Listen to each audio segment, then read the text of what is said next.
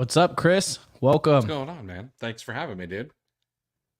Thank you for showing up, for giving me Of some course. of your amazing time. Also, it was a good time spending time with you last weekend at the beautiful Miami Sellers Conference. It was a good conference, wasn't it? Yeah, I mean, man, they really stepped it up. You know, the year before was great, but the last year was just like, okay, like it's a force to be reckoned with now. You know, I Yeah, feel like maybe absolutely. people were just like, Romer's doing a conference. And now, at least my perception of it was like Romer's fucking doing a conference. Yeah, I would agree. Yeah, I think they did a great job. They had great speakers.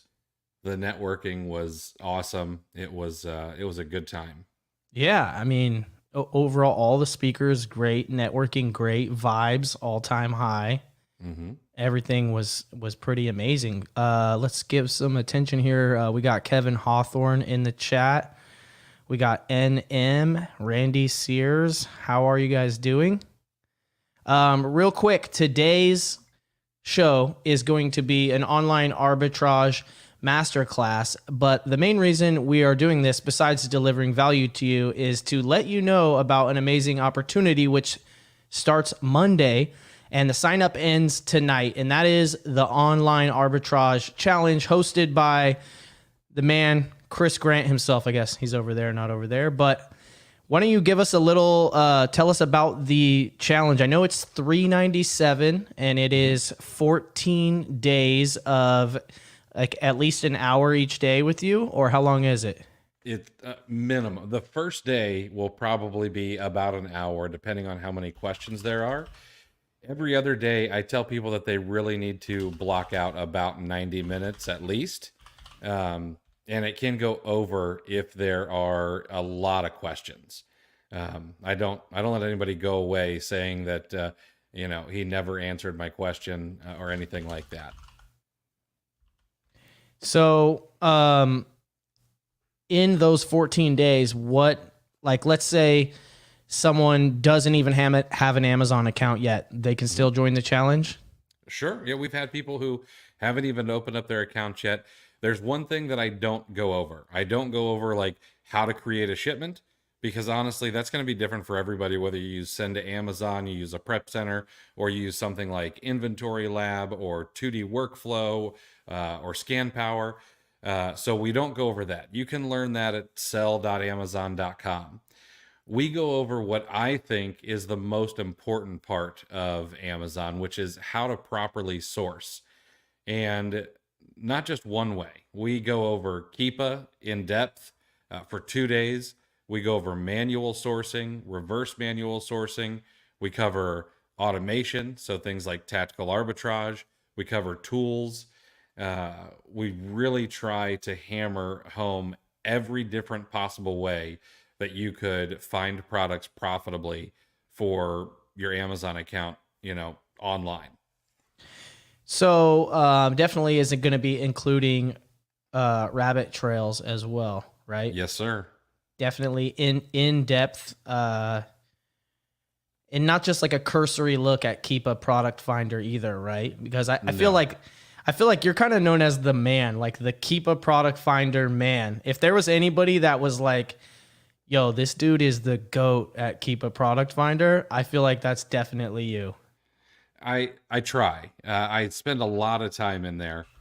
Um, it's one of my favorite tools on Amazon because we get to I don't know we get to take all this data. Amazon has over a billion ASINs on the U.S. marketplace, and oh hey, Rakin's here. That's awesome.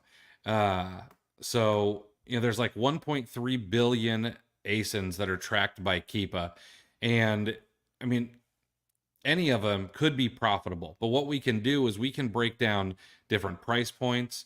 We can find ASINs that are going up in value. We can find items where maybe Amazon comes in and out of stock quite frequently at a lower price and flip those from Amazon to Amazon. I mean, we could just anything you want, you can find with Keep a Product Finder. Uh, You and also said real quick. Sorry Yep. to interrupt you, but Chris also said that near the end of this. This will be about an hour, probably. We might run over a little bit, but Chris did tell me that he has a bonus gem for you guys. He will source a product live on this show. So if you want to see what it's like to actually source online arbitrage products, Chris is going to share his screen and he is going to do just that. So you want to see behind the curtain? It's okay. We're going to show you. But Chris is also going to guide you every single day through all of these steps. Let's rewind a little bit because I feel like maybe some people don't even know what OA is, or online arbitrage. So online arbitrage is the business of arbitraging products from online and then selling them on Amazon. Obviously, you could sell anywhere you want, but we're focused on selling on Amazon. So when we say online arbitrage, that's what we mean. Buy low, sell high, source online, sell on Amazon. And there is probably 999 ways you could do it.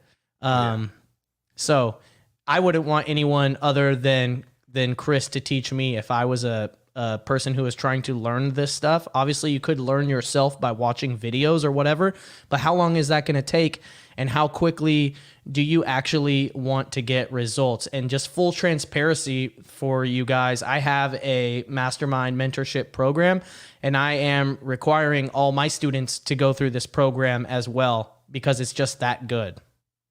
I appreciate that. Yeah, we really try to make it the absolute best in class and do it at a price that makes sense. You know, we don't want to break budgets. We want people to spend their money on inventory, but of course, I've got a few mouths to feed at home and things like that, so we've got to charge a little bit for it. Yeah, I mean, I was actually talking to Chris about the program before this, and I think when you buy this course, you're not just buying a course or information. Because of the challenge format, you're showing up for 14 days, meeting with Chris, meeting with the other students live. He's showing you, not just telling you or not just delivering to you, he's showing you how to do it. He's answering your questions specifically, and you get access to the private Facebook community. So I feel like you're really just buying access to Chris, as well as there's all kinds of like included bonuses or whatever that is probably worth it on its own. But the accountability of being like, hey, today's Monday, this is what you're doing, here's your homework, see you tomorrow. You know what I mean? And did you get your homework done? You know what I mean? Remember school? Chris is going to take you to school. Yeah, it's a great time. Go ahead. I want to answer one. I just saw a question. I don't want to get too distracted by questions right now because I know we got a lot to go over with, but someone was saying, like, how can you explain advice on getting funding? My advice to anyone looking for funding to start any type of online business model, or pretty much any business model, is get a 0% interest credit card. You can get a 12, 18, maybe 24 months, sometimes 0% interest credit card where you don't have to pay it back until a year or 18 or 24 months, and you get no interest. So that's pretty much free money. It's not going to be the highest limit, but it should be enough for you to get going. Speaking of getting going, let's talk about what happens on like day one. Yeah, in the program. So day one, we like to just set the table, and I'm a bit of a nerd, so I like to always research the history of whatever I get into. So like, you know, I know that I talked to you the other day about how I'd love to open up a gas station, and I happen to know like the history of this particular gas station, and I knew about the way this particular convenience store works in other countries. And I've done the same thing for everything I've been in. Insurance, arbitrage is no different. And so we go over the history of arbitrage because it's been around. I like to call it the second oldest profession. It's been around forever, and there's even laws about arbitrage in the Code of Hammurabi. And so we go over all of that stuff, and then we talk a little bit about what to expect out of an Amazon business and an arbitrage business, because I don't like to oversell. You know, when you are selling something like a course, there's got to be some sizzle, of course, but I don't want there to never be any steak. And we talk about what people can expect, and how long it could take you if you want to like have quit your job kind of money. and I lay out all the math, and you can do it in like less than 40 weeks, as long as you have, you're well capitalized and, everything goes your direction. I would say And we that's lay an out all that. underestimate too, right? I think so. Or I like mean, a I've or an seen, overestimate. I don't know, whatever. A generous estimate. Some people will be Yeah. able to do it in a lot less time. I mean, I've seen people go from $0 to $100,000 a month in sales in under 6 months. But I try to think about it from where I'm at my point in life. If I had a 9 to 5 job, plus I've got 2 kids and I've got a wife, and I'm not really looking to get divorced or anything like that, No, there's sir. only so much time that I've got that I can do it. And so we really try to underestimate the amount of time. We try to overestimate the amount of time it would take. Yeah, it makes sense. You don't want to oversell, underdeliver, right? Exactly. This is a good question from Wendy. She wants to know, like, what if you're starting from basically the beginning and you're not ungated in anything? Yeah, this is a great. This is a good question. This has probably got to be day 2, right? Day 2. So we don't go over ungating in the actual course, but what we do instead is I've written several ungating guides. How to get ungated in brands in sports and shoes and clothing. All the how to ones get you guys ungated- want, Nike, Yep. Adidas, Nike, etc. Adidas, Under Armour, all of that good stuff. How to get ungated in the grocery category. How to get ungated in DVDs and CDs. And here's these are the all thing. included in the program. All included. They're a Okay, so bonus pause real quick, Yep. because there's people selling just 1 or 2 of those, or just each one of those for like $400. Yeah. You know what I mean? Like, Yep. I guarantee I could give me 20 minutes and I'll find someone selling a Nike ungating guide for $500.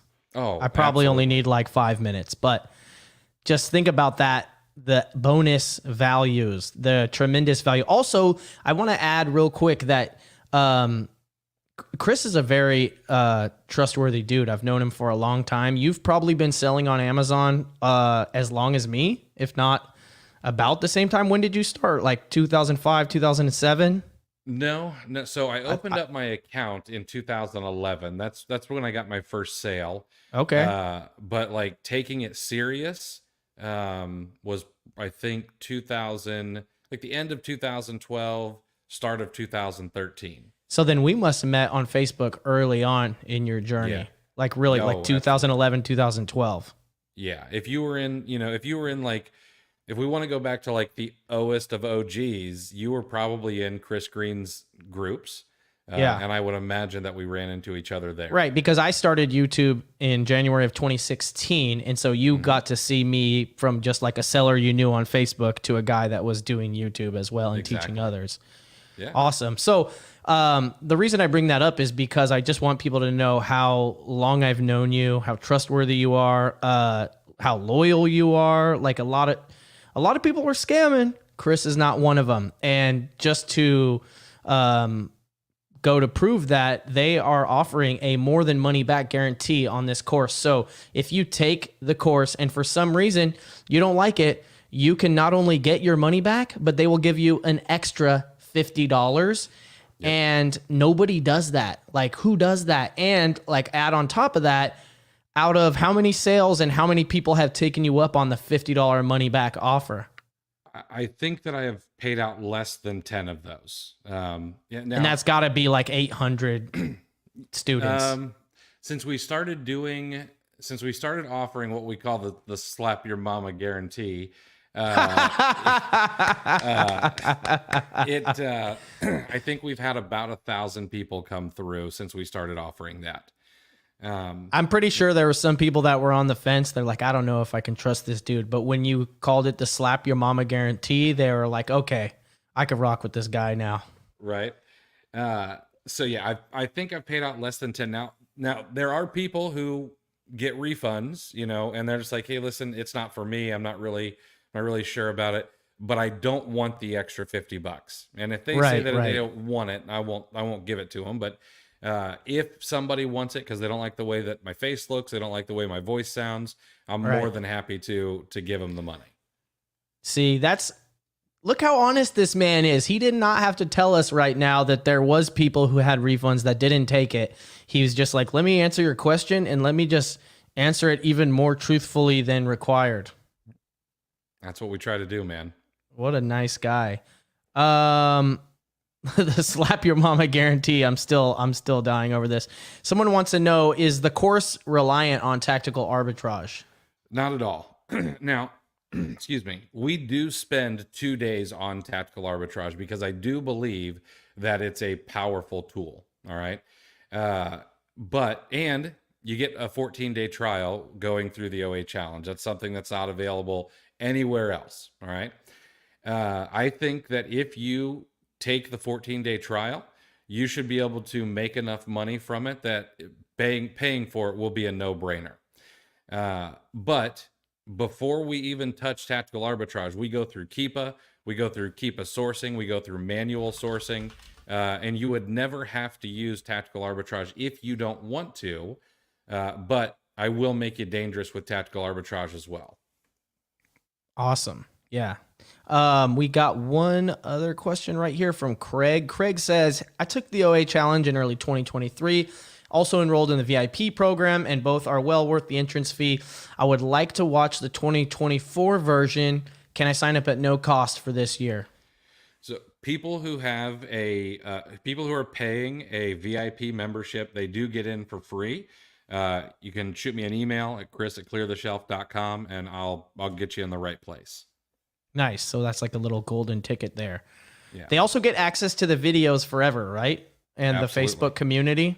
Yeah, I never take down the Facebook community. I do stop asking questions in there after a couple of weeks just because I can't spend my time in 11 different Facebook groups. But it is always open. I always make sure that nobody's trying to spam it or anything. And all the content is there forever. We also upload it to a portal off of Facebook, so you can watch it on our site in a kind of a classroom setting. And we have opened up a school, SKOOL group, and all of it's going to be over there as well for people who sign up if they really want to get away from Facebook. This is a good one. Chuck the Champion wants to know, how much do you need to start with online arbitrage? This is a good question. So I'll tell you how much I started with. I started with like $300. Now, I was doing a lot of thrifting and things like that and kind of rolled that into online arbitrage. Today, I would suggest that you have $1,000 at least to be able to spend on inventory outside of any tools or your seller account or anything like that. To get started, you don't need anything more than an Amazon seller account. I would suggest the Pro. That's $40 a month. I would suggest Keepa. It's going to cost you about $20 a month. And you can do it without any profit calculator, but a profit calculator makes it a lot easier. So, and I see someone saying $1,000. Yikes, that's crazy. So here's the way I like to think about it. Starting a business, if you wanted to start any other kind of business, you want to start an insurance agency, you want to start a Reiki studio, you want to start a lawn care business, $1,000 is, I mean, anybody who's like, oh, can I start with $1,000 on any one of those businesses? They would absolutely tell you no. You need, for a lawn care business, you need lawnmowers. You're going to need a truck. You're going to need a trailer to take those around in. Or if you're a real hustler, you can pick your lawnmower up and put it in the back of your truck every time you're done until you have the money. But I mean, if you don't have those, you're going to have to buy one. You're going to need insurance, all that kind of stuff. If you started, insurance agency, you're going to need an office. You're going to need, all kinds of stuff. Starting on Amazon is got to be one of the cheapest ways to be able to start a business. The only thing you absolutely have to pay for is inventory. You don't need $1,000, but $1,000 will allow you to take kind of a distributed series of bets across 10, 15, 20 different ASINs or products on Amazon, rather than putting all your eggs in one basket hoping to hit the lottery.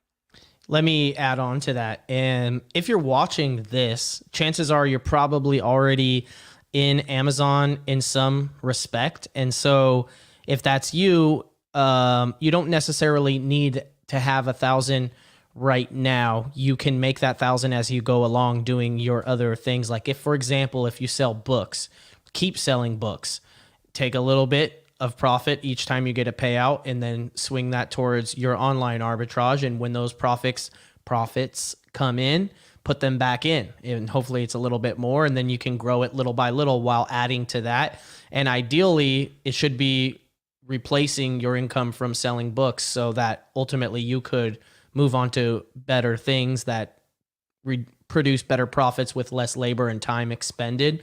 You know, you don't have to drive around, all that stuff. Books are great. They're simple. Online arbitrage is a little bit more technical, but it's very plentiful and it's very refreshing having a prep center so that when you order stuff, it doesn't come to your house. It goes to your prep center. They process it and ship it to Amazon for you. So think about like, if you're making a shipment, how long does that take? If you're really good for a 500 unit shipment, probably take you about an hour, something like that.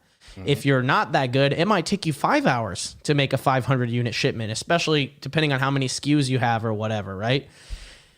But having someone, you have a prep center, they do that for you.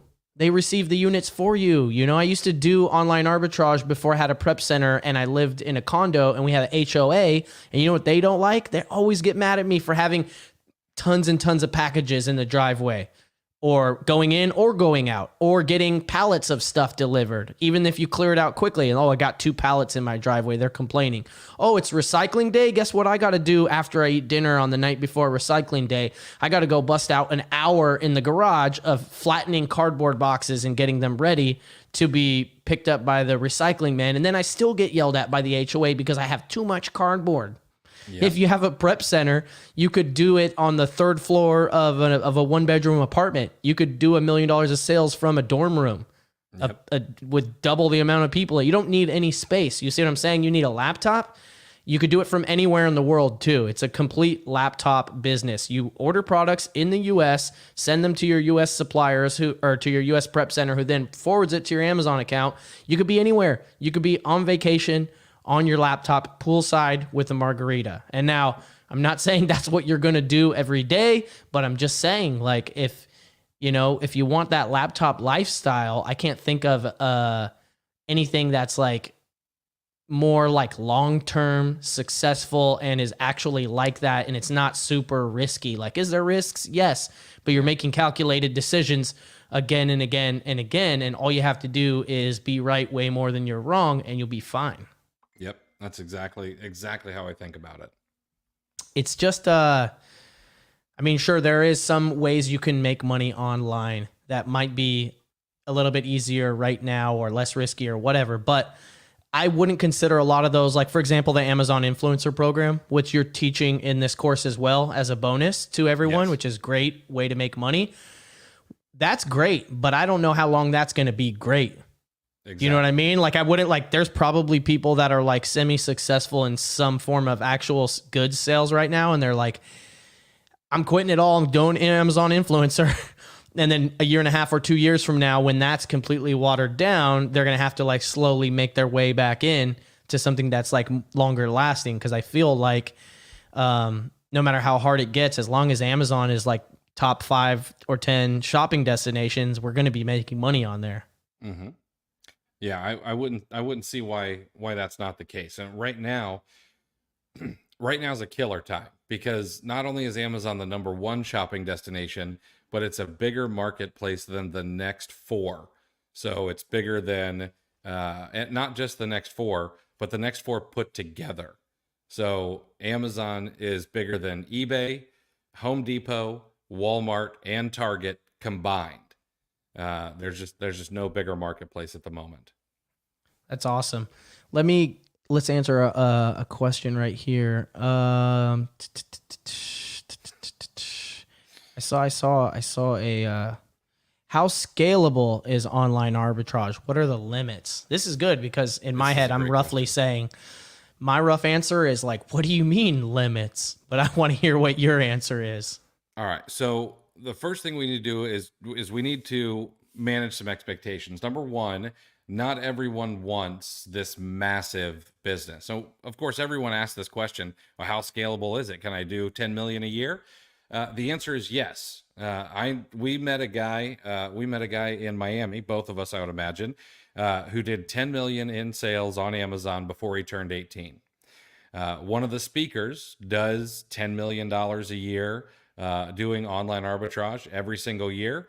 And he's got it so dialed in that he spends like 4 to 5 hours a week on his online arbitrage business.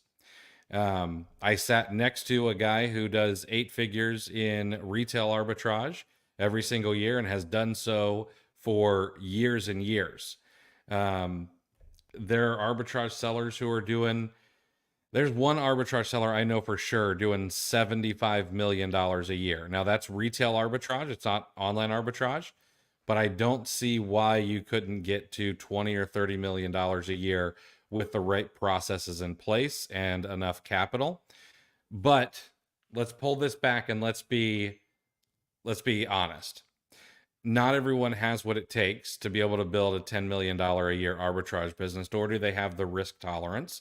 And here's something else to think about. The average household income in the United States is $76,800 a year.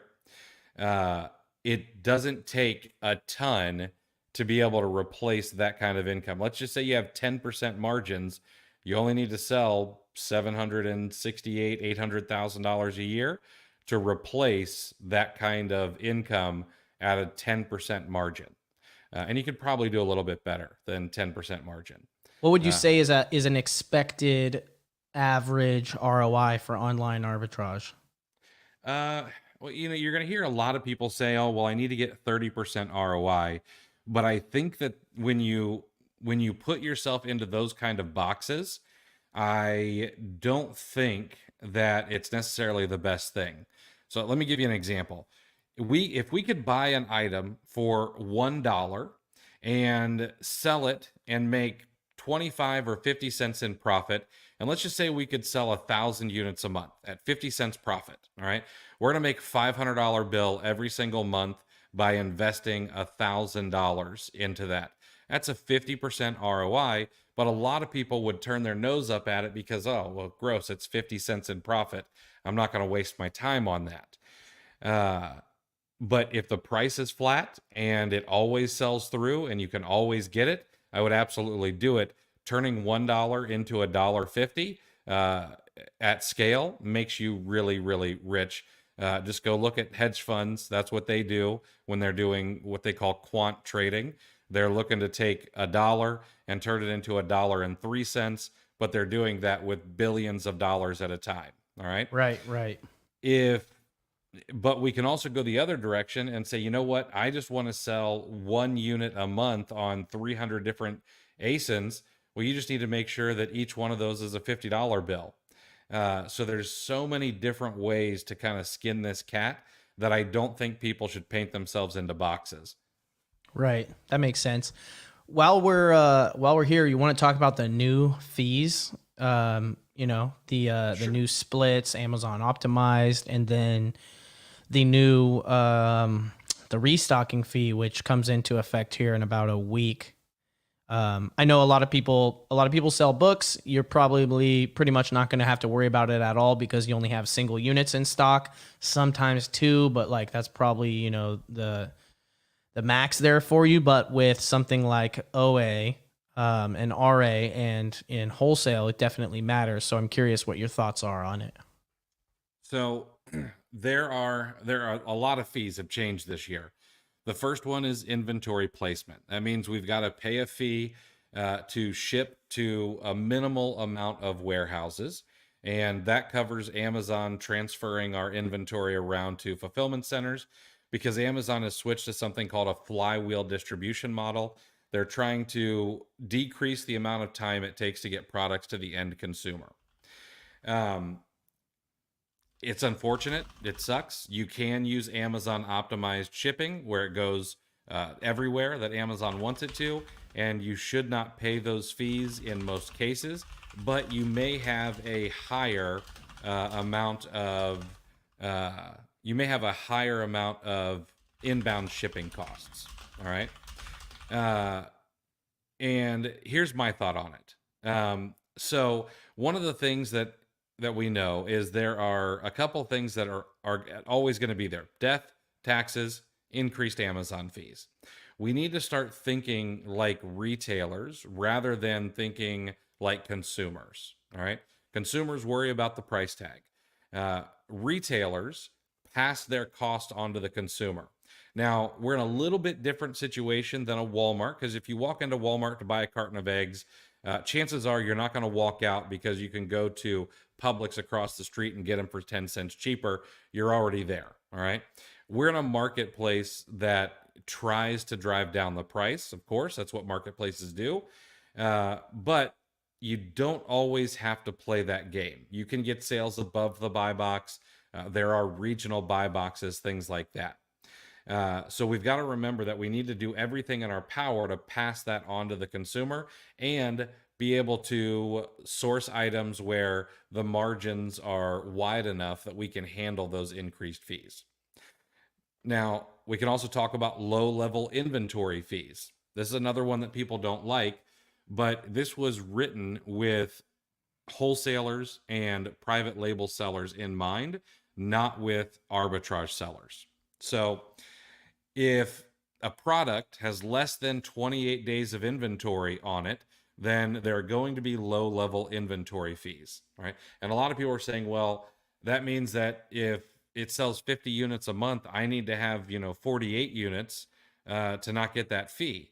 Well, not quite, because if you're competing with 5 or 10 other sellers, they also are going to have inventory in stock.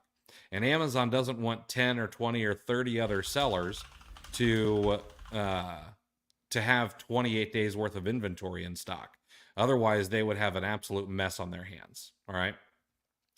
And I had a friend who posted in a Facebook group, and he was like, I have 647 ASINs in stock.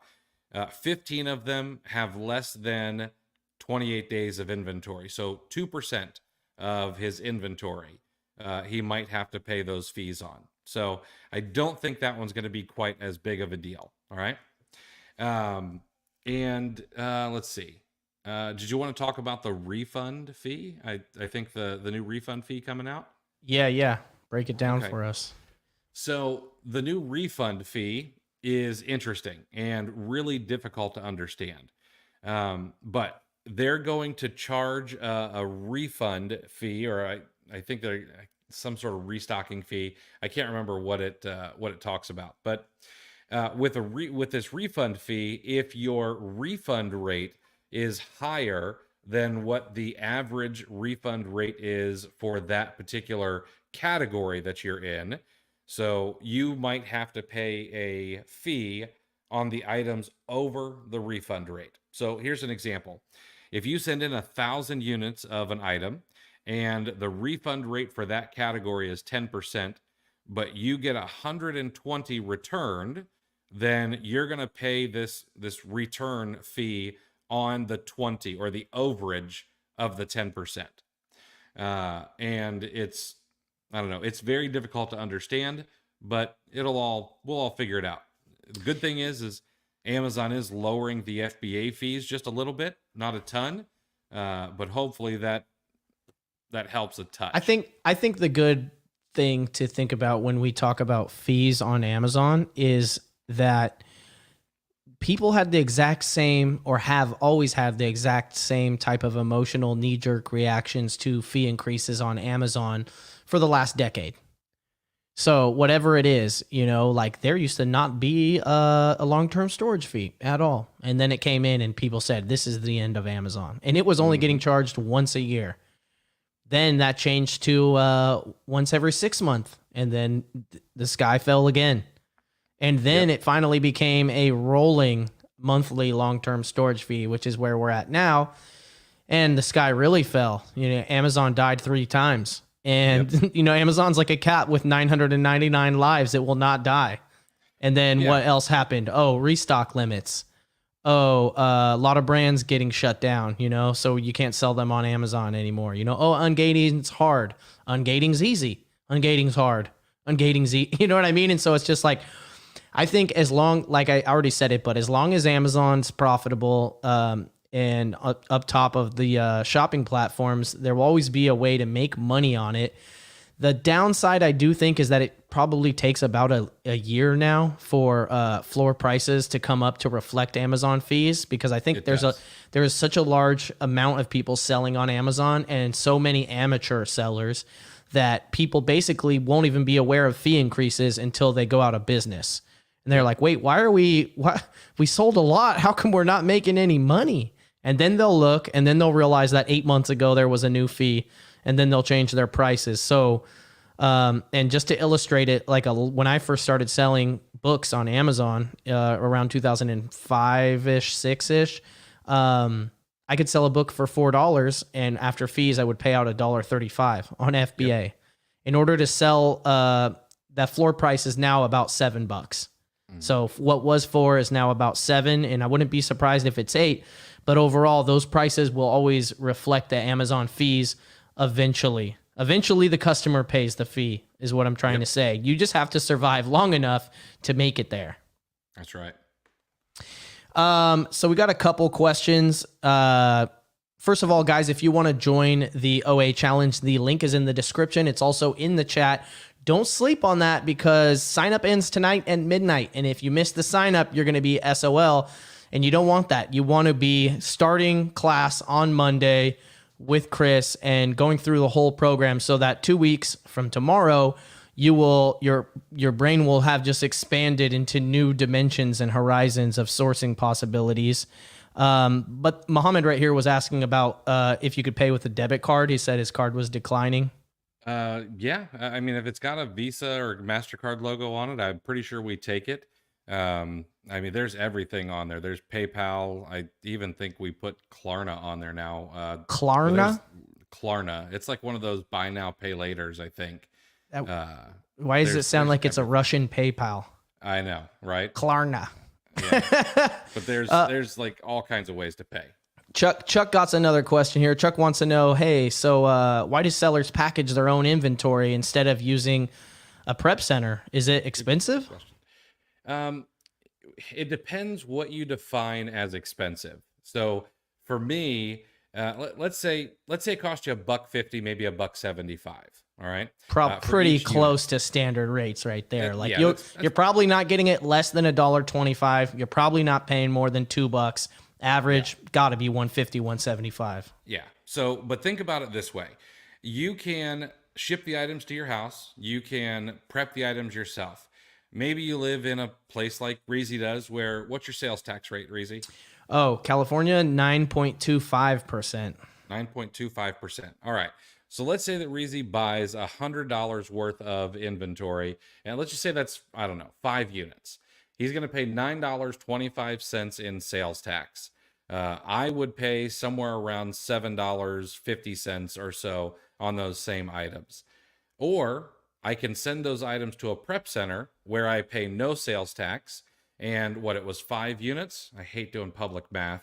Yeah, I mean, I can help you out with this one a little bit, because I just did this math myself the other day. Basically, if you have to pay sales tax, right, there is a certain price of item where the amount you would have paid in sales tax is equal to or more than what you pay someone to prep your inventory for you. So it's like, if you're paying more in sales tax than what it would cost to get prep done, which means receiving it, making sure it's good, creating a shipment, shipping it off to Amazon, recycling all the cardboard, like there's a lot of time that goes into this. You're basically just being stupid, because it's paying for itself. It costs you nothing to get a prep center because you would have paid that in sales tax. So to put into perspective, one of my students in my mastermind lives in Florida, and that's, I think, 6% sales tax. So for them, $25 item purchase to resell for arbitrage, 6% tax is $1.50. So if they're paying $1.50 for their prep center per item, they're breaking even and not touching the product or doing any work. If it's $1.75, they're paying a quarter per each item. So the tax savings on using a prep center, because they're in a sales tax free state, subsidizes your per unit prep fees. And so I don't know where Chris lives. Where I live, it's 9.25%. So about, I think like $17 for me. $17 purchase item for me is $1.57 in sales tax. So that's where, if I'm paying $150, I'm actually saving 7 cents when I buy $17 items. And that's really not unrealistic. I mean, a lot of stuff is about 15, 17, 20, 25 bucks. You know, we're not talking you have to buy $100 items or anything. Yeah. Yeah. For me, it's $23.33 and it's a wash. And then outside of that, I don't have to manage people. I don't have to have anybody come over and prep for me if I get to the point where I can't handle it myself. I don't have to fire people. I've had a couple of employees and I've always ended up having to let them go. They're either, I don't mind if anybody gets stoned, but when you get stoned at work, like it becomes a problem when you can't do the work. One too many, drinking a beer at work is okay, but one too many beers is definitely not okay. There's a fine line. Exactly. Right. I mean, that's over our backs. Let's tie that back to the previous talk where we were talking about doing $1 million a year, doing 10 million a year or whatever.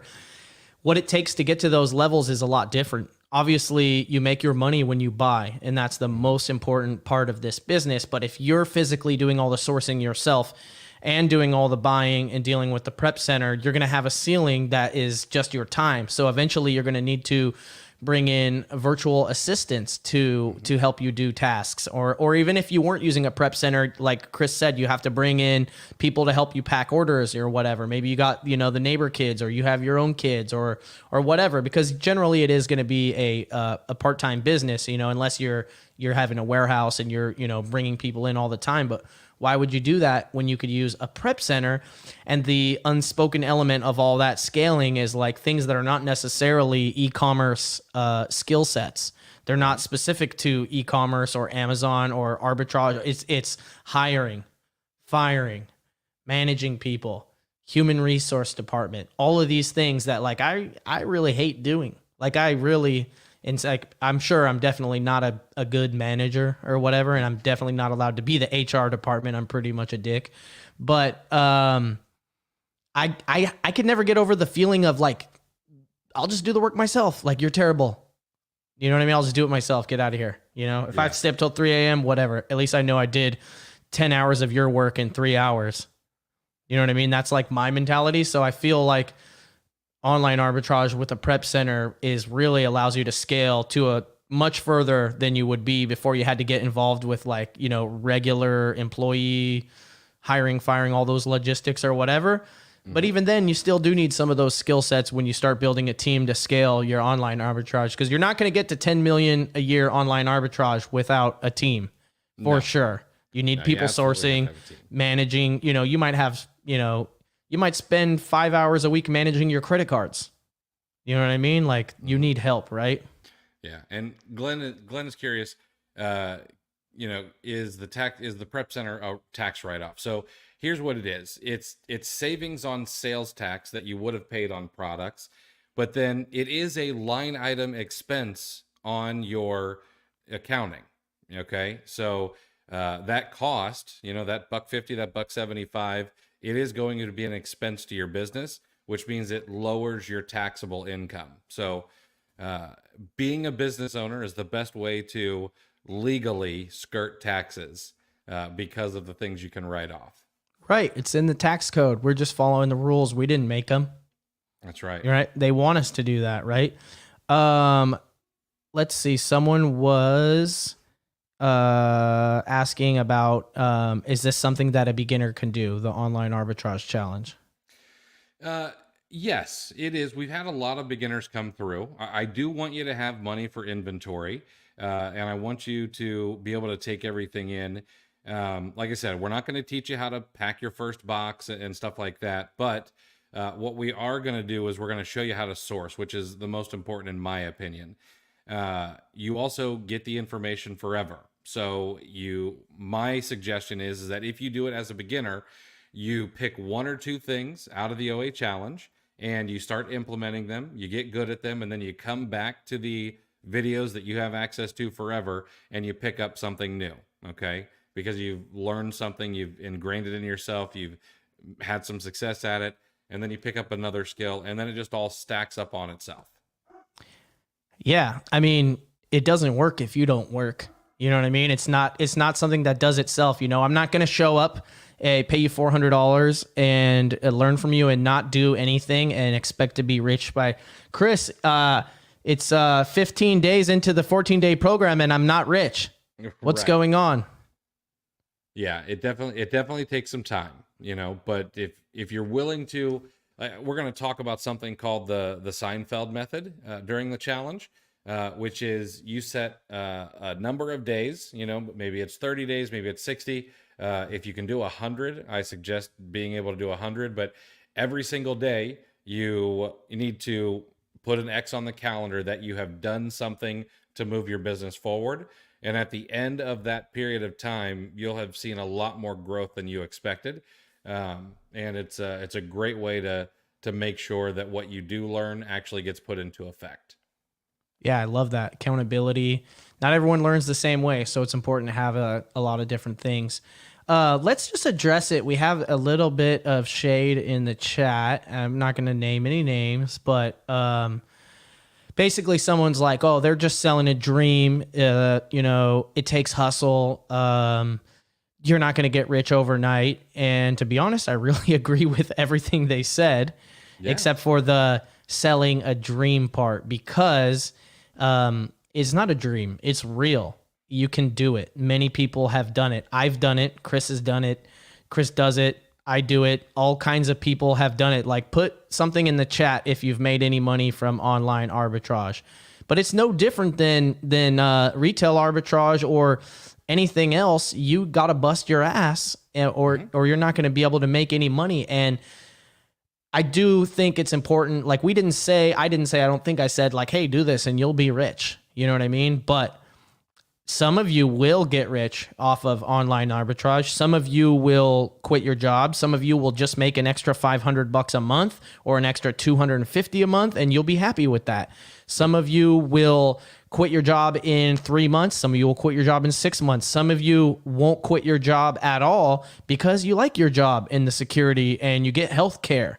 You know what I mean? Maybe one of you in your relationship, like your wife or your husband, spouse, whatever, maybe they work part-time, or maybe you can not retire, but bring someone home to stay home with the kids if you have kids, instead of having to also pay for daycare and work, which is insane to me, because like it feels like you're washing like 60% of your money by doing that, right?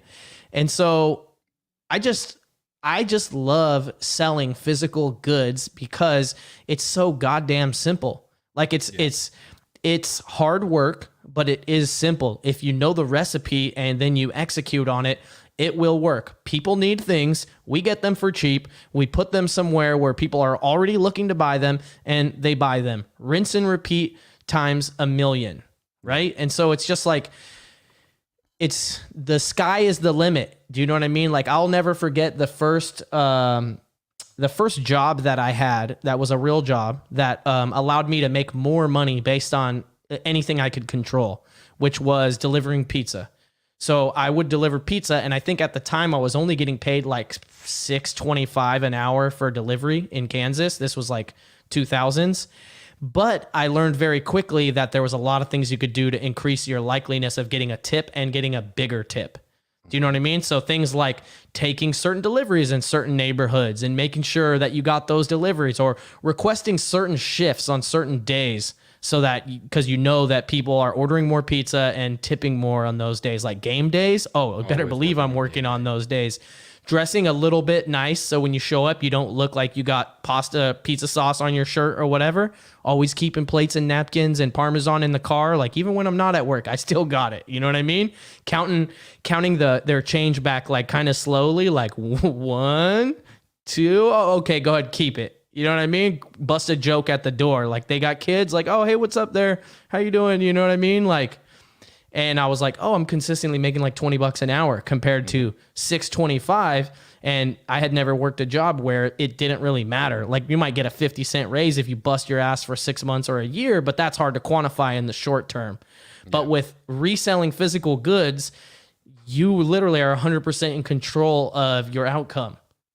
And that, I think, is what I'm trying to say. And what the beauty of selling online or on Amazon or whatever is that you're not going to be rich. I'm not saying you're going to get rich, but you might make enough to quit your job to be much happier. And some of you will take it to levels that are almost unbelievably insane to even know that are true, but I've seen them. Like Chris was saying, like I know someone that has like 15 employees with an RA business model and sells like over 1,000 units a day.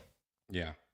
RA, you know what I mean? At an average price of like $80 a sale, you know? So it's like, that's crazy.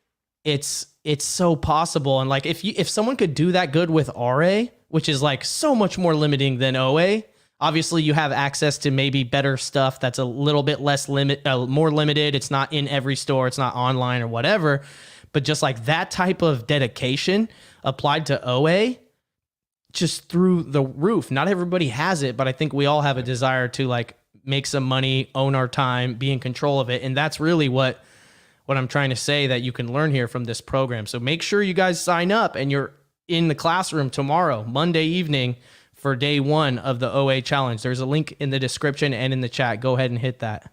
Yeah. I want to go just a little bit further. I really don't think we've ever tried to say that you don't have to hustle. You know, I used Amazon to get out of selling insurance. I sold insurance for 12 years, pounded the pavement, knocking on doors, passing out all kinds of stuff to try to get clients. And I had every weekend off. Nobody wanted to meet on the weekends, you know, but now I still like hustle just as hard, if not harder. Today is day number 15. So 15 days in a row with no time off. I've worked at least 6 hours a day, 15 days in a row, and I've got the next 15 planned out where I'll have no days off. So like you definitely work just as hard, if not harder, having your own business than you do in a regular one. But if I choose to, I can say, you know what, I'm out of here for a week, or I can leave at, you know, noon and go do something with my wife and kids or something like that. Yeah. I mean, super duper important. I know that through my my own, you know, 15 plus year experience of earning income online and not having a job for as long as I can remember. My daughter, who's 23 now, when she was in high school and before, she played competitive softball from age 12 to 18 or whatever. And a lot of these other parents can't make it to all their kids' games. Mm-hmm. I'm having to pick them up. I'm filming their kids' home runs for them and sending them the videos. You know what I mean? Like, you couldn't pay me enough money to miss my kid's first home run. Nope. You know what I mean? Like, that's insane. Like, I don't want to get like probably be a shitty angle and be blurry too. If someone sends it to you, just some random parent, you know, they didn't wipe the lens off. Classic. But it's like, those types of things are like, you know, unquantifiable. Like we were traveling on plane flights to go for her tournaments at the higher level of competition. And there was always a couple kids on the team who were like in another state for 2 to 3 days for a competition, but their parents weren't even there at all because you can't get off work. Yeah. Neither parent, you know what I mean? And it's just kind of insane. And so that's like, for me, I've never sold, you know, sell on Amazon, you'll be rich, get a Lamborghini. Like, that's never me. Like, what I'm saying is like, you could probably replace the income that you make in your job. And if you really want it and you work harder, the sky's the limit. And then it's like, and not only just with Amazon, but like once you quit your job and you realize you could make it without a traditional income, your brain, like a whole new area of your brain unlocks, you know, like e-commerce mode activated. And then you're like, you get to a point eventually where you start meeting other people and they're like, dude, there's so many ways you can make money online. I can't believe I wasn't doing this sooner. So like, it's like you finally get to quit the job, and then you get more free time, your control of your schedule. Then you can learn new things. And like, you know, maybe you quit your job with OA and you do OA for a year or two, and then maybe you get into realty. Or who knows what you get into. You know, I'm not saying this is going to be your forever career. You could ride it till the wheels fall off, but it could be life-changing just by freeing up your time and giving you some capital, and then you get exposed to the next thing that you're into. I know so many people that have moved on from Amazon, but they wouldn't be where they're at without Amazon. Exactly. Once you figure out one marketplace, you start seeing them everywhere. And I'm not just talking eBay and Walmart. There's marketplaces to rent things like RVs. There's marketplaces to rent. In Florida, there's a marketplace to rent baby equipment, and I mean like strollers, car seats, that kind of stuff. This is funny. I actually have an idea for a video like covering those, basically what you're talking about. But like, I already did all the research for the video, so I have compiled like 50 different websites that you can make money renting stuff out on that you don't use. Most people think about Airbnb, probably about it. If you're a little bit more into it, you maybe think about like Turo, which is renting your car out. Yep. I forget what it's called. I have to check my research, but a friend of mine, and this is what spawned this idea, has a pool, like a big, nice, large pool in their backyard. Swimply. Yeah, Swimply. It's simply Swimply. They rent their swimming pool out on a website, and then there's like added add-ons like, hey, you can rent the swimming pool for this time for your event. You want us to include a barbecue grill and like throw in, a dozen hot dogs, and all the condiments so you can grill hot dogs? We can do that. You want us to pull out the s'more platter? You know what I mean? Like little add-ons or whatever. And I just think that, it's insane. I did a event in New York once, just like a mastermind house thing, when I went to go do the Gary Vee thing. And I wanted to I had a photographer there. And one of the things was, I was like, hey, come through. Like you'll get nice photos of yourself in this vintage antique house we're staying in. Nice photographer, but I needed a light, and I rented a light. I forget what website it was, but it was just like rent camera equipment. And it was just like, hey, I need 2 lights for this little photo shoot. And I just showed up some guy's house, and he showed me the lighting stuff and how to use it, how to put it away, whatever. Brought it back to the brownstone. You know what I mean? I didn't end up setting it up at all. Didn't even unzip the lights. We were too busy networking, having a good time. But it just made me think about like, it's such a good business model. How many things do you have that you're not using? You know what I mean? Exactly. And could someone else get some use out of them? It's just like Amazon might be a lot of people's foray into having multiple streams of income. You know what I mean? And I'm a firm believer of like, one income source is probably your main income source. And then you have, but you have like those outliers, which, maybe the main doesn't, you take the month off or whatever, but you could still survive off the other streams. Exactly. You know what I mean? So it's not just Amazon or selling online. It's quit thinking like how our grandparents thought, because our grandparents could only get a job going to work somewhere. That was their only opportunity. But you're still trying to do it like that. Why? Like I still see like help wanted signs. I can't even believe that's real anymore. Right. Like, go like putting on your nice button up and getting a haircut and going, fill out a job application at a place. That's a caveman. He determined caveman, and I respect him, but I'm just saying there's so much opportunity online. Let's answer a question from the crowd here. Yeah. Champion Chuck wants to know, what is the most important software to master in online arbitrage? Keepa. That there's nothing else that you need to know better than Keepa. It is the most important thing. It's the backbone of an Amazon business. Reezy and I started before Keepa was around. And I would think I was rocking the camel back then. Yep. Camel was around, I think. But Keepa is it's the one thing that can do almost everything, and it informs your sourcing. It'll let you know the historical data so that you can kind of figure out what's going to happen in the future on products, and allows you to take. A lot of people are going out. I actually spoke with someone. They're like, yeah, I just go and I scan groceries, and if it's under X rank and it looks profitable, I sell it. They have no idea what the historical data shows. They've never used Keepa in their life. They've been doing it for like 2 years. So it might be something that is currently selling really well, and maybe it's priced really high. We could go back to COVID and talk about like yeast, for example. It was selling at 5, 6, 10 times the cost of normal. Right. But it's like there's an episode of Simpsons where Homer is exactly this. Homer is like, it's I think it's an episode of Treehouse of Horror. I forget which one, but it's Halloween. Halloween's like it's either the day of Halloween or whatever, and Homer's like got a truck full of pumpkins. And he's like, I'm stocking up on pumpkins. Like, like a couple more months, these things are going to sell. Like they're 90% off. And it's like, they're going to rot, Homer. There's no demand. Like they're popular today, but not for another whole year. Like if you're sourcing, a product and you're not looking at the scope of the Keepa chart, and, you might not know that like, hey, that's only popular right now. Historically, it hasn't been popular at all. Or, hey, it's only popular in June. Yeah. You're looking at a barbecue grill probably.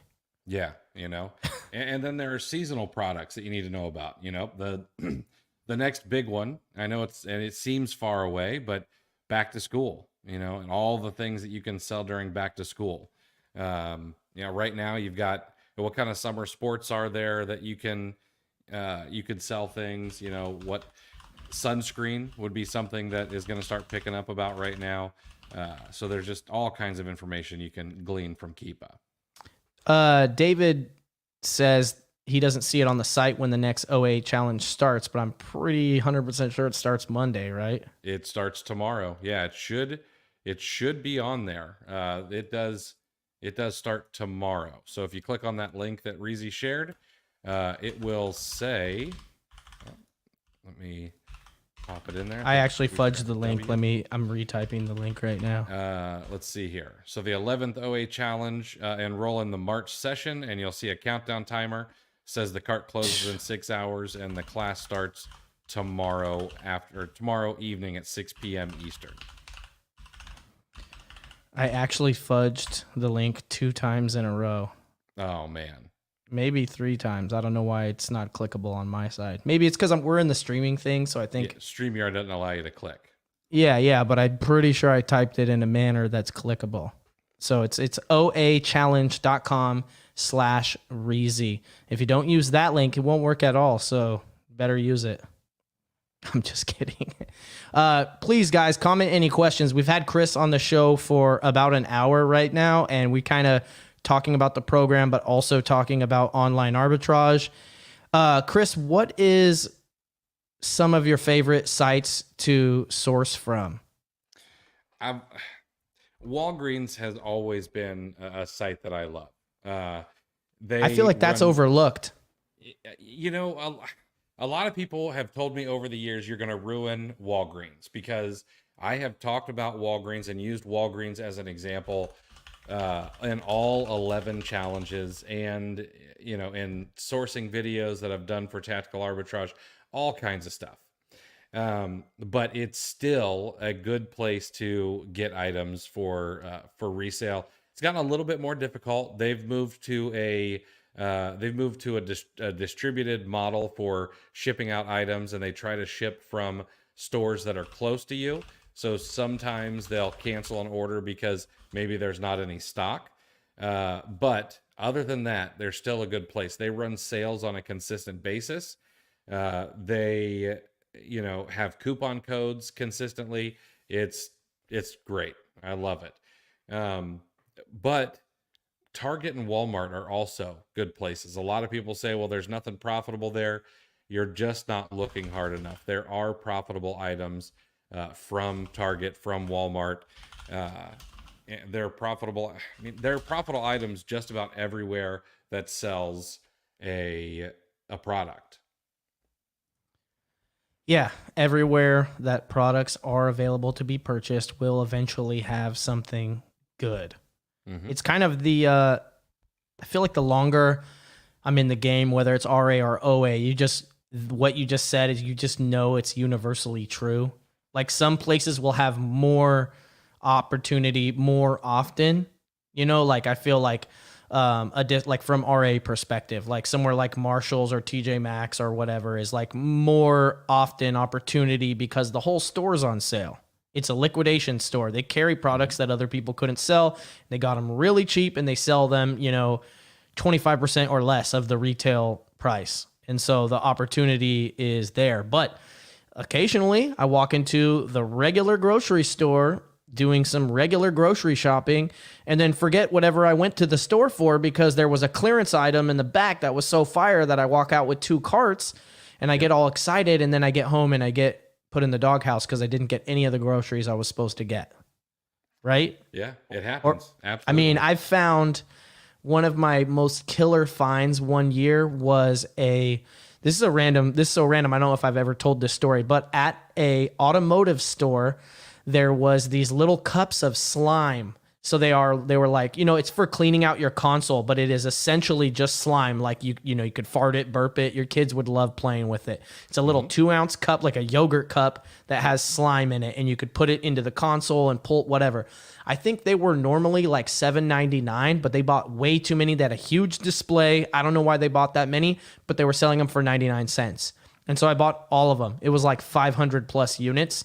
And then I sold some merchant fulfilled, and they were selling at a speed that I was like, I don't want to pack this many orders a day.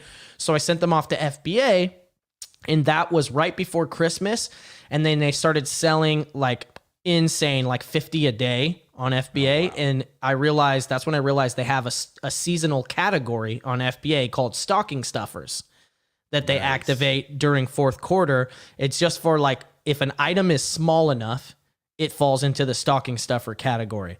And so this thing was just flying off and I mean, I was in the automotive store to get oil for my car.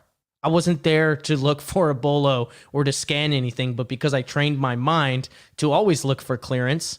Do you know what I mean? What can I do but look it up and figure out I can make money? I'm bound by the laws of the universe to do these things, right? So, anywhere will eventually be profitable. Let's one of the best things I ever bought. Go ahead, sorry. Was from a gas station. It was one of the best, fastest flips I've ever bought. It was literally from a gas station. And then we went around to every single gas station that sold them and bought out all of them.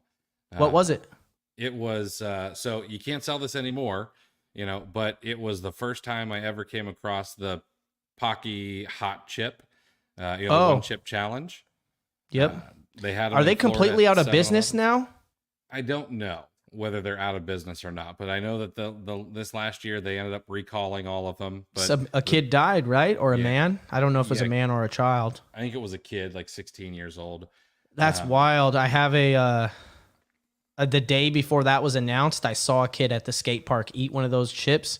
And he was like bad. Like, I don't know why kids let their friends bully them into trying these things. And like, he was like 45 minutes of pain. He threw up. Oh yeah. But he survived. And then then that day I saw that traumatic event happened, condolences to this person that passed. And I was like, I just have this connection with this kid every time I see him. I'm like, you survived, bro. Like, you were the last one to do the 1 chip challenge. After that, they pulled it off the shelf.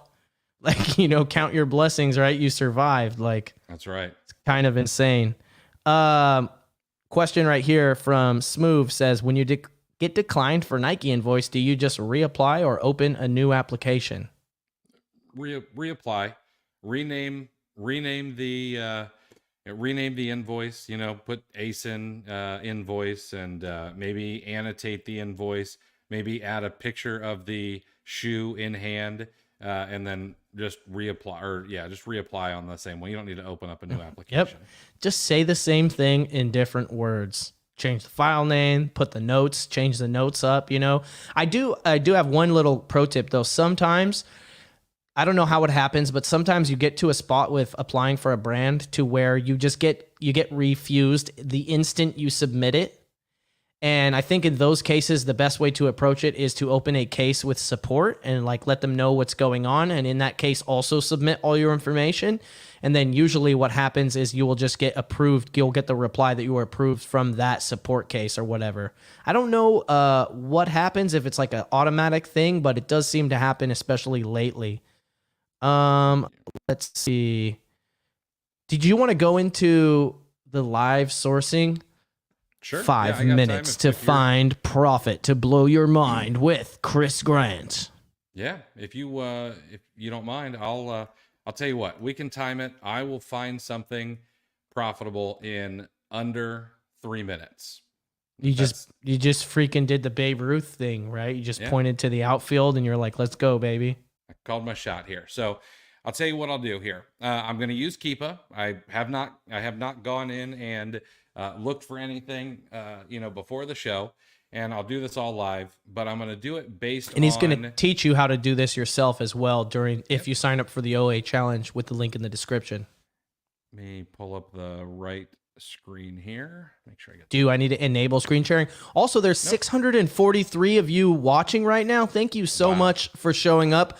I appreciate you more than anything, whether you join the challenge or not. Please like the video, comment if you learned anything. If there's anything we could do better, comment that, send me a DM or whatever. I'm here to connect with you, Chris, as well. All right. I'm sharing my screen. You just got to pop it up on the screen here, and I will. Oh, boom. Here we go. I'll show it off. All right. So we're going to use Keepa. We're going to start with Keepa. Now, my wife, she recently got herself a new coffee maker a couple weeks ago, and finally decided to actually get a nice coffee maker. Now, I don't know what brand of espresso machine that you have, Reezy. You mind? I'm guessing your wife bought a Breville espresso machine. There it is. All right. Right. So she bought a Breville. Nice. And we've got horrible luck, right? With coffee makers. I've bought tons of them, and they always break. So we've always bought cheap ones. Finally decided to buy one that is nice, and sure enough, one of the pieces broke. So rather than throw this one out, we decided, hey, they've got to sell replacement parts. Sure enough, they do. Order the replacement part. It's all good. That made me go down the rabbit hole. If I'm buying replacement parts, who else is? So one of the very easiest things to do is to go into Keepa and look up the brand for something that you think might do well. In this case, let me interrupt you.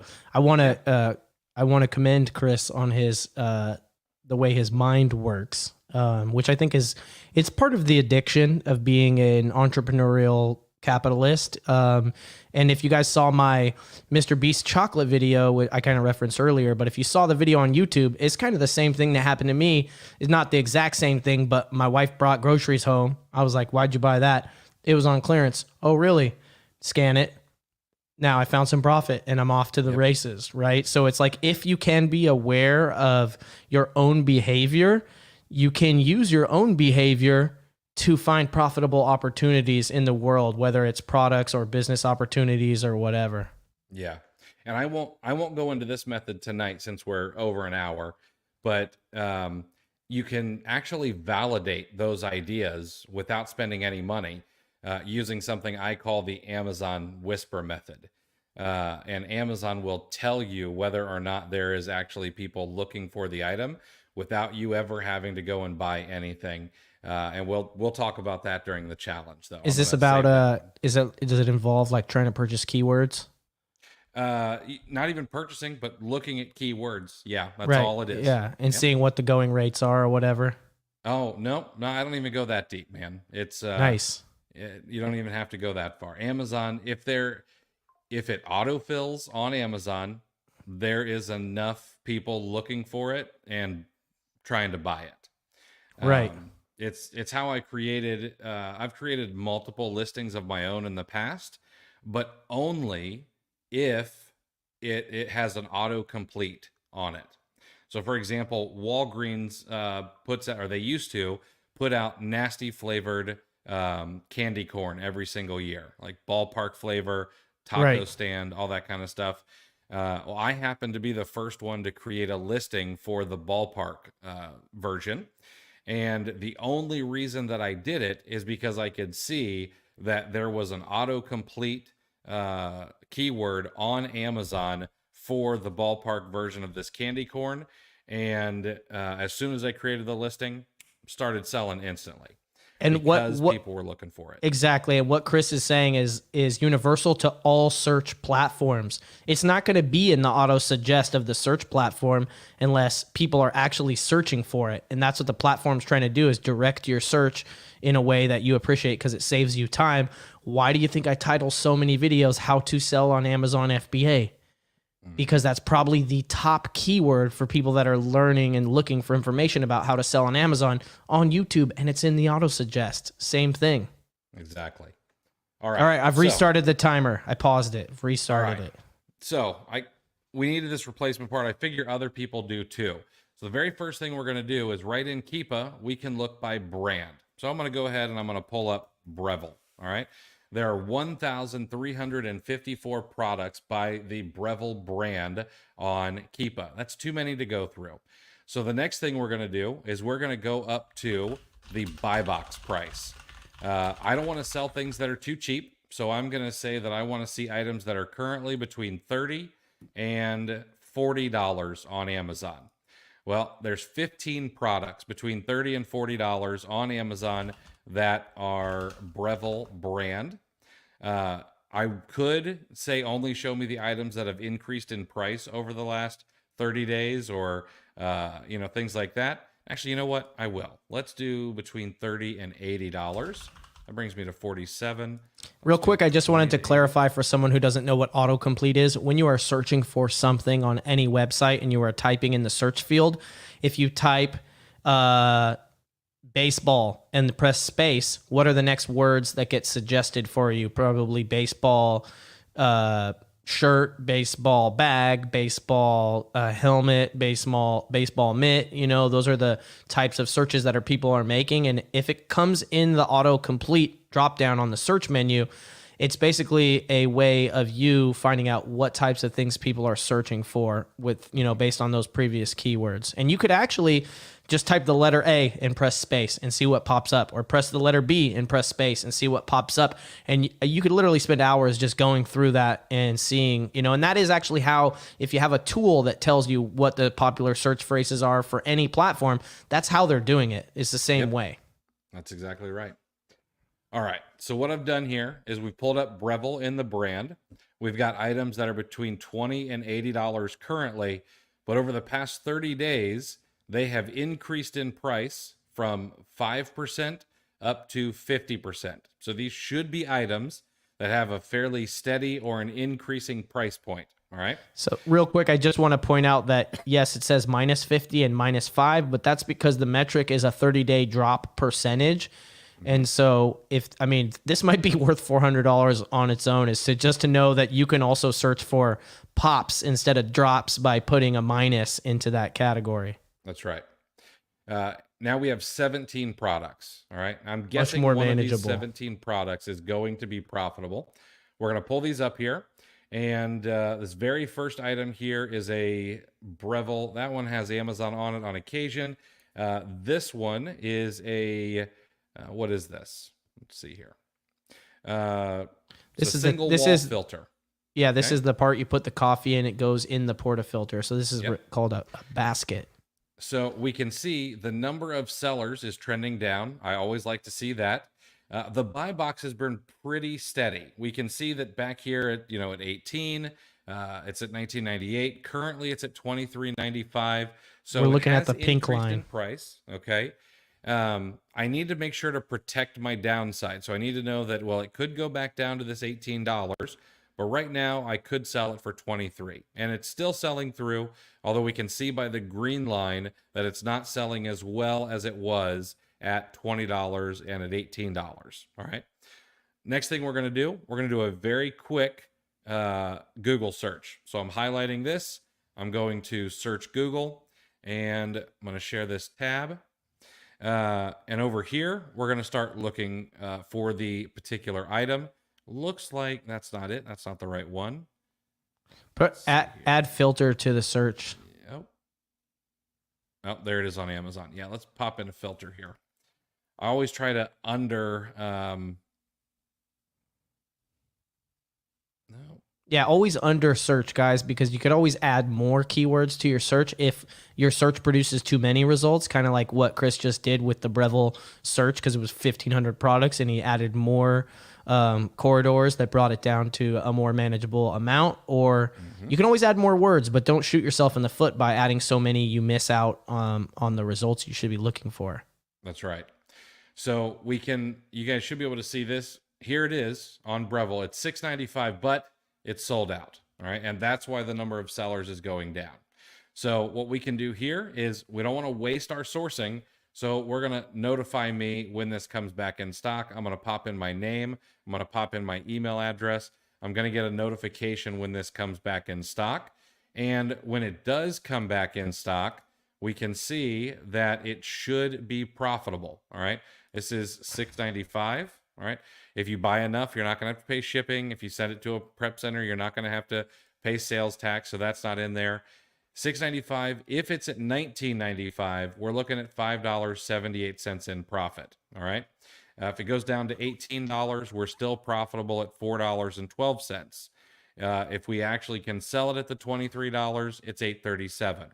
But I promised a profitable product that's in stock. I just want to add real quick. I think don't underestimate, guys, how important that was, that step of notify me. And it's not always going to be notify me, but usually the supplier will have something like that on their website. Maybe it's a different scenario and you're instead telling Keepa to remind you when the price goes up high when it was previously or whatever. But there is very low energy activities you can do that increase the chances of the time you just spent producing profitable products in the future. And the more you do this, the more your day will start with opening your email and going, oh, there's some money for me to collect in my email. Keepa told me that these products are profitable again. Now I can go buy them and flip them. Or, oh, these are in stock now. Now I can buy them and flip them. And it's just, I don't know. I just can't overstate how important that is, because otherwise your time would be a waste, but you already did the work. Just throw a line out, you're just casting a line out there and waiting for the bell to ring. And then you caught a fish, which is pretty cool. Exactly right. Sorry. Let's see if we can, man, Breville is sold out of everything right now. I don't know what their deal is. They're sold out of this, tray crumb. They're sold out of the basket filter. They're also sold out of this tamper. Do they have a Canadian website? Let's see here. I don't know. We'll have to. Sometimes you might get lucky. I mean, obviously you're going to pay more for shipping, but depending on what the numbers are, in the scenario like this, you might just change the browser to .ca instead of .com, and the shipping's going to be a lot, but maybe it will still be worth it, or it'll be in stock. I've found oftentimes that they have different stock for the different marketplaces. Yep. And you might get lucky. Yeah. Let's look at this item here. Man, I'll tell you, Breville is sold out of everything tonight. That's something I've never seen this before, so that's kind of interesting. Let's do another one here. We'll keep looking. The knockbox. There we go. We've got one in stock. So we'll see if this one's actually profitable. So we've got this knockbox right here, which is actually, nope, that's not the right one. What does it look? What's the other one? You have a tab open. We can't see. Oh, that one is a circular one rather than a square. So that one's not going to do the trick. Oh, it could be a new model. Yeah, it looks like a new model. And that one's a website that I don't know, so I don't want to pull that one up. So we'll keep looking here. Look at this bean hopper. Currently, Chris is live sourcing online arbitrage using only the Keepa product finder to find products that are profitable to flip online. And he's doing it live, guys. A lot of people would not ever do this. And for good reason. You don't find something every single time you look. But if you are skilled and determined, I think that there's a lot of opportunity, and Chris is actually taking it easy. He's not really utilizing some robust tools that he could be using. No, not at all. You're not even using Sales Gazer. No, I'm not even looking for a sale. I'm looking for full priced items. So I'm trying to make this hard on myself. So here we go. I found an item. It's this hopper bean. Okay. It's $13.95. And if you come over to Amazon, we can see that right now it is at $27.78. We can't see it. Oh, sorry, guys. Over here on Amazon, it is currently $27.78. If we want to come down here, we can see that Buy Box has come down some. It's been $30. Right now, it's at $27.79. Looks like worst case scenario is $24.87. But it stays fairly flat even over the course of a full year. Amazon was barely in stock for a millisecond. Yeah, they were in stock for a millisecond. So At 1103, there you go. You could have profited buying it from Amazon. that's exactly right. I would probably do two things. One, this item is profitable. We buy it at $13.95 and sell it at 27. We're making a little bit of money. All right. This is actually something I'd probably pass on because it's not really enough to carry any of the downward price pressure you might see if more sellers hop on this. Right. But the number of sellers is also trending down. So the price may actually go up just a little bit. You can see that this may have been on a lead list or something because it went from 15 sellers to 45 sellers pretty quickly. But now it's starting to trend down, and chances are a lot of these sellers will not come back on the list. Can we zoom into that section of 2 inches where Amazon popped in for way sure. too cheap? Yeah. So look at this, guys. Like that. one of the things that they're going to teach in the online arbitrage challenge is Amazon to Amazon flips, which means you're buying it off Amazon and selling it back on Amazon for a profit, which I know sounds too good to be true, but it's actually true, and it's not against the rules or anything. There is some rules you got to follow, certain ways you want to do it. But I mean, if Amazon came in and sold this for, what did they sell it for? Was it 11 or 16? Well, $11 bucks. 16, and then they dropped it down to 1103. Okay, so in your mind, do you think they are making a profit at 1103? They probably got it for like $5. Yeah, here's my guess. My guess is this was probably inventory that they lost from some seller. They had reimbursed the seller, and then they said, you know what? Let's just go ahead and sell this ourselves rather than try to give it back to them. Exactly, yeah. And the reason why that was, they probably had a good amount of units. We don't know how many units they sold in that period, but at 1103, when the buy box was already, what was it, 38 at the time? Yep. I mean, they're going to sell out, right? Like even if I'll buy it all just to make them sell out so I can keep selling for 38, because while they were in stock at 11, you're not selling any for 38. But Yeah. I think this is a great example of like, oh, wow, Amazon to Amazon flip. You could have literally bought this and then it would show up at your house or your prep center or whatever, forward it back to Amazon, and the next week you were selling it for $35. Exactly. Which is insane, because I think that's like an $18 profit, or if not a little over 20. Yeah, it would have been. And so here's the thing too. Unfortunately, Keepa doesn't pick up all of these all the time. But what I would do is I would set an alert on here and say, hey, you know what? If Keepa comes back, if Amazon comes back in stock at $15 or less, let me know, and I will go in and I'll pick up what I can from Amazon and then sell them right back on Amazon. There you go. So that's an example. That's two examples of how an fruitful scenario can possibly become a fruitful scenario. Because if this was $11, would you feel a little bit differently about it instead of $13.95?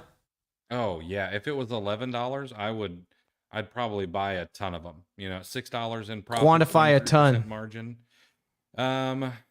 This says it sells 57 a month. I think it probably sells a bit more than that. I'd be willing to go 50 deep probably at one go. That's awesome. Also important to note, guys, that when you source your own products, which is what they're teaching, they're literally teaching you how to hunt and use all the tools and the mindset behind it and everything. You could do this, but if you got this on a leads list that you share with other people, you can't buy 50. You wouldn't buy 50, maybe buy 10. You know what I mean? Maybe if it's, it's a 3-month-old lead and everyone already sold out and you can buy it again, yeah, maybe then you can go in at 50. But I wouldn't feel confident buying that many units when you know it's on a list shared with 10, 20, 50 people. Yeah, absolutely. Yeah, what you need to use a lead list like that much, much differently.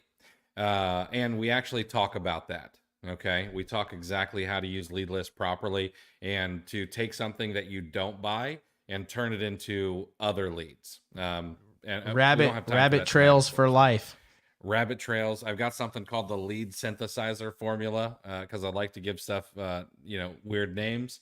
And it's a great way to Sounds cool. multiply the number of leads you have. Yeah. Question here from Leah says, would you still buy the hopper if you could only get 3 off the website? Yeah, absolutely. So here's the thing about Breville. You buy 3 and you go and you find other products that are going to be profitable as well. You get it down so you get free shipping. And then you turn around and you buy it again and they don't care. So not all sites are like that. Some sites are going to cancel extra orders, things like that. But once you find the sites that will let you order more and more, you can go ahead and just what the young guys call loop those orders. Loop it. Man, I'm proud of you, man. You keeping up on the young guy slang? I got to, man. So guys, don't forget to sign up because the sign up ends tonight at midnight and you're going to be kicking yourself in the butt if you miss this opportunity. It's only $400, which I know can be a lot for some of you, but remember there is a full money back guarantee. And even more so, if you really just hate Chris and also didn't like it, they will give you an extra $50 back. So you literally can make money by taking this program. Shout out to the 720 people that are watching live right now. I don't know if I've ever broke 1,000 people live, but over 700 is pretty damn amazing. I love all of you guys. Smash the like. And some of you guys will sign up. I want to hear about your feedback after you go through the program. I've never heard anything bad from anybody. And in fact, I know that at least 500 people have paid to take the class twice. Is that right, Chris? Yeah, 500 people have paid to take the class at least twice. And we've had 4 or 5 who've taken it every single time we've gone through it. So why would someone take it multiple times? And the reason is because they're not just giving you recordings. You are literally getting this man for 14 to 28 hours or whatever, however many hours it takes each day, 14 days, teaching you how to do this. And he actually does this and stays up on all the new stuff. So it's not going to be the same as last time. It's going to be some similar concepts, some of the same concepts, but it's going to be fresh teaching with a mind that's based in reality of selling on Amazon today, which means, oh, we got this Amazon optimized inventory placement stuff. Oh, we got these restocking limits coming up. Oh, there's a return fee situation coming up. Everything's a little different. Maybe there's a new software that's worth using that what didn't exist 6 or 8 months ago when the last time they did the challenge. You also don't know when the next time they're going to do the challenges. So like maybe they do one before Q4, maybe not, right? Do you have plans or no? I do not have anything on the calendar. So the last time we did one of these was April of 2023. But we also have the wholesale challenge, which you also talked about. And so we try not to do too many. Yeah. So don't sleep on the opportunity, guys. Someone has a comment right here. They're talking about the Bartholomew Cornelius, which I shout out to your name because I love both of those names. He said their leads are like pissing in the wind. He's not talking about Chris or me. He's just talking about random Discord groups, I believe. But the cool thing is that if you know how to, multiply a lead with a lead synthesize program, whatever Chris called it, I forget. It doesn't matter because one lead can turn into multiple leads. I can't, and I think online people don't think about it so much, but if you think about retail arbitrage, I will often go to a store looking for a specific item as part of a specific deal. Lo and behold, it's not there, but guess what happens? I'm in the store and I find other products, and I wouldn't have went in that store if I wouldn't went after that one lead in the first place. So in a way, that's rabbit trailing with retail arbitrage, and I think you just do it naturally. You just know I'm already here. You know what I mean? But with online arbitrage, people don't think so much like that. But like, I'm already here looking at this Barbie on sale, Mattel's on sale. Let me click on that and see what other Mattel things are on sale. Or people who bought this Barbie also bought this. Let me look at what those things are. Exactly. Let's see. Let me look at the storefronts of the people who have this Barbie listed and see what kind of other stuff they're selling. Oh, they're selling other Mattel stuff. Oh, they're selling, you know what I mean? Like, there's no lack of information or products to sell on Amazon, but you have to train yourself to look for them or you won't see them. Exactly. We got a question right here. What is the best product category we can sell in as a new seller? I love questions like this. I'm not sure if there is a best category. I mean, it's the one that you're going to spend the time to source in. Now, if you mean what's ungated for me, well, I mean, books are always ungated, except for some textbooks, of course. Uh, it's very easy to get ungated in grocery. It's um, a lot of sports and outdoors is ungated. A lot of tools and home improvement is ungated. Not all the brands, but a lot of the category. And Amazon actually has a list of what categories are completely open and what are not right inside of Seller Central that you can look at. Um, Of so course, here's you the have to thing. deal with brand gatings inside Yeah, of categories. always, That's different. always. But the best category to sell in is going to be the one that maybe you have a little bit of knowledge about. Uh, I love the beauty category and the supplement category, which is actually health and personal care, but I like to sell those things. Those things are gated for a lot of people, so I spend some time there. Uh, but you may want to spend time in sports and outdoors or whatever you might know about. Right. I mean, that's really helpful information, like what you know about, because I feel like it takes a learning curve off of stuff. For example, I am now a bona fide expert in selling bras, but it didn't start like that. You know what I mean? I had to just Absolutely. scan them all, and for any educated woman who probably knows about bras, I probably look like a damn fool scanning like $8 bras when you could just, if you know about bras, you would never scan the ones that are $8 because you're like, that's a Target brand. You didn't know that brand is like a rename, that's a Target brand, and you're seeing it at Marshall's. Like, those are not the ones you're going for. You need to go for these ones because they're normally 60 or $70 and they have an underwire. And I don't know how many times I'm going to get to do that on a live stream. But you know what I mean? Like, if you know about something, you'll feel more comfortable. You'll be able to go through it faster. You might be able to just glance at something and be like, oh, that's a deal. And you don't have to look it up. You just know. And also, if you're doing retail arbitrage, I know we're talking about online arbitrage, but it's like, what stores do you have? You know what I mean? Like, Walmart's great, but if you don't have any Walmarts for 45 minutes, you got to figure something else out unless you want to drive every day, right? Exactly. So what can we talk about SalesGazer? We didn't talk about SalesGazer at all. Do you talk about SalesGazer in the program? Oh, absolutely. Yeah. So SalesGazer is a free program that we built because you'll hear people these days talk about catch-all emails. Create yourself a catch-all email so you can sign up to all of the sales emails from all of the different stores that you want to source and figure out what sales are happening. Well, I was really tired of having to sign up for a bunch of those and then have your information sold and have a bunch of spam, et cetera, and so on. So we created SalesGazer. SalesGazer is basically a free email service that you sign up to. You log into SalesGazer, and then you choose what stores you want to get sales emails from, and it shows up in the SalesGazer inbox. You don't have to, have a throwaway email address.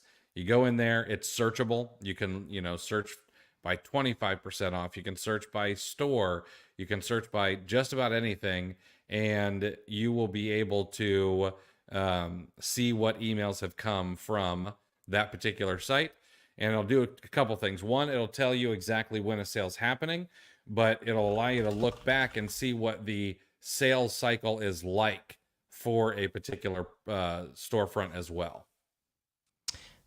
I mean, I like to say that using SalesGazer or having your own catch-all thing, instead of just like shooting a dart in the dark and hoping to find, something, you can go into your email and basically just ask yourself, who has my money today? Mm-hmm. Who has my money? Where is my money at? Oh, there it is. Kohl's, buy two, get one free. There it is. Nike, 33% off active wear. You know what I mean? That's who has your money. And a lot of people have your money, but it helps to know what stores are having sales today, because how much of a benefit that can be for you to find more products. Angel has a question, and hopefully I think I'm reading it right. He says, he or she says, when looking at a product's price before discounts, what is the maximum percent discount you can expect to get as a way to disqualify some products from being profitable? That sounds like a mouthful, but I'm assuming what you're asking is like, how do you know, what price you can pay for a product to make it profitable? I think that's what they're asking. Does that seem to you, Chris, Yeah, like what it is? okay, that sounds right. And my answer would be, if you use SellerAmp, they have a beautiful thing just called max cost. And if you have your own, it's based on your own settings. So if you say, I want to make at least $3 on an item and 15% profit or ROI, whatever you set in the settings, you'll scan an item and it will tell you in the max cost, the max amount of money you can afford to pay to hit your own self-determined metrics. And that is the first thing I look at every single time when I scan an item, whether online or in store, is, can I get it for that cheap? Because if I can't, move on to the next product. Yep. And I think that's what you're asking. I'm not sure, Chris, if you want to add anything to that. I think that's what you're asking too. And so I think that back in the day, there was a very easy answer. You need to pay like a third of what you're going to sell the rule it for. of three. Yeah, you had that rule of three. It was very, very simple.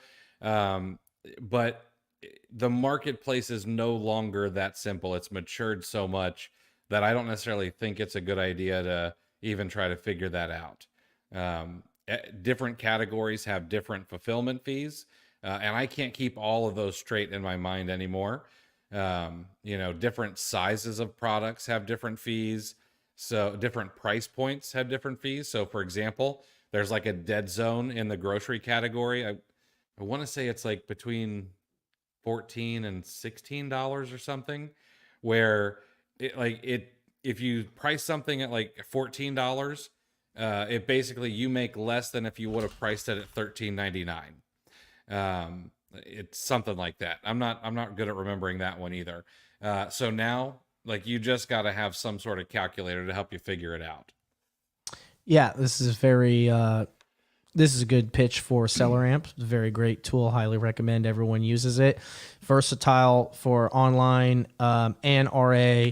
And they even have their own Keepa chart. And I know Chris is probably going to wince when I say this, but like, you can kind of get away with using SellerAmp without having Keepa. I mean, once you get serious, you definitely need Keepa. And they kind of play off each other too, because sometimes Keepa won't have all the data and SellerAmp's chart is more complete. And then the opposite happens also. So obviously SellerAmp doesn't have the product finder, so that's not going to help you. You want to know what brands sell the best in any category? Keep a product finder. You want to know which items in a certain brand in a certain category sell for over $60? Keep a product finder. That's pretty much it. So what else should we touch on here before we go? I know you probably got to get back to your family. It's like maybe even your bedtime now. It's 9:45 for you. Yeah, everyone in my house is probably already in bed, and most of them are sleeping. I don't know. If anybody, what about has any repricers? Do you guys teach repricers in the, or you touch on it? We touch on it, but I created something called the Repricer Challenge, which is a free course all about repricing. It doesn't cost a penny either, and so that will go into the OA challenge. We don't even consider it a bonus, but you want to learn about repricing, it'll be in the Repricer Challenge. Chris, will be part of. Chris is a personified bonus himself. bonus, Chris. Bonus, Chris again. Someone wants to ask about bundles, and I know we're not going to go into depth on selling online arbitrage bundles, but what do you guys teach about bundles in the OA challenge? I can show you how to find some with Keep a Product Finder if you want to go down that route. And we're going to discuss some of the don'ts, because there are some things you got to be careful of. There are a lot of people who have created bundles that have generic branding that you need to make sure to stay away from those. You need to make sure that they've been done right.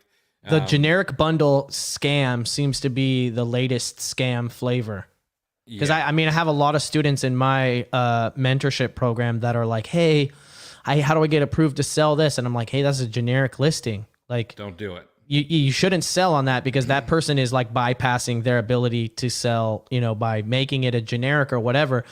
But also in the past, generic listings were completely different than how they behave nowadays. You know, back in the day, you could sell, like, not even that long ago, like a year and a half, 2 years ago, anybody could sell on a generic listing. Yep. And it was Was kind not of a big like deal. it was kind of like a way to print money, you know, just by like getting, you know, unbranded random things. And now for some reason it's protected, and then people are using it as a way to kind of create a barrier to entry to their thing. I'm not saying report them to seller support, but maybe report them to seller support. Yeah, part of the issue is that Amazon is starting to take IP or intellectual property a little bit more seriously. You know, Amazon does have the FTC breathing down their neck, and so they've got to do things a little bit differently. And just please stay away from all generic listings. I have written some plans of actions for more than one person who's listed on a generic listing and gotten suspended. So you want to stay away from them. Wow. We got 775 people on the stream right now. That's crazy. This is crazy. I don't know if I've ever had more than 500. And we have awesome. 700. I think we've had like 500 to 700 the whole time. Like, comment how long you've been watching right now, because I'm curious. Because I told Chris, hey, let's do this thing an hour. And we are now in an hour and 47 minutes, and Chris hasn't even broke a sweat yet. He's ready to go. You ready to go for 2 more hours, Chris? I mean, this is what I do. It'll be just like this every single night for the next 14. Well, it's actually 15 days, because we do 14 days of training, and then we have a graduation celebration. Awesome. Someone's been here from the start. Hashim for 45 minutes. Walker, he says 2 legends. Awesome. Thank you, guys. Angel for 25 minutes. Rebecca said since the beginning. Way to go. Thanks for hanging in with us, guys. Hopefully you guys learned something from Chris here, and you don't miss the opportunity to go to the link in the description or in the chat and sign up and take the OA challenge. It's only $400. It can change your life, and if it doesn't and you don't like it, you can get not only your money back, but an extra $50. So you're not ever going to find a better opportunity that has as negative risk as this does. There's not only no risk, there's negative risk, there's benefit. So, and Chris is a highly trustworthy person. I don't associate myself with a lot of people online, but Chris is one of the persons that I don't even need to look at what he's doing. Like, if he asks me to, you know, hey, can you share this out? Can you tweet this out? Like, I'm working on this. I already know it's good. I already know it's valuable. I don't need to look into anything. That's just the type of person that Chris is. Trustworthy, loyal, family man, has good morals and values. I just spent the last weekend with him in Miami, or I guess 2 weekends ago, whatever. Also met his wife. It was a great time. So I just want to thank Chris for his time. And I also, just one more push, guys, sign up for the dang OA challenge, because you can learn how to do OA. I can teach you how to do it. You can watch a million YouTube videos, but there's nothing like learning in a class format where it's 14 days in a row. It's a challenge. You have homework every day, and you will learn. And guess what? If you don't, you'll get your money back. And you might meet other like-minded Amazon sellers as well, that, you know, you might meet your next partner in crime on Amazon too. So I don't think there's a better deal in the whole metaverse of programs you could buy to help you learn how to make money. And if you guys are like me, you've probably searched how to make money online before. 9,000% of that shit is a direct scam. This is not. You know what I mean? You guys know that I only talk about real stuff that's good opportunity with good people.